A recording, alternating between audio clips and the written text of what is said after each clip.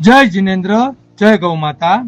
આજે તારીખ 1/8/2025 ના રોજ સહસ્ત્રફણા પાર્સોના ચેરિટેબલ ટ્રસ્ટ સંચાલિત મહાવીર અન્નક્ષેત્રના દાતાશ્રી એવા અજયભાઈ ચોકસી તથા ચોકસી પરિવારના સહયોગથી કરુણા સેવક ગૌસેવા ચેરિટેબલ ટ્રસ્ટના ગૌસેવકોએ 90 ડઝન કેળા સુરત મહાનગર સેવા સદન સંચાલિત સ્મીમેર હોસ્પિટલમાં સારવાર લેતા આર્થિક રીતે નબળા દર્દીઓમાં વિતરણ કર્યા।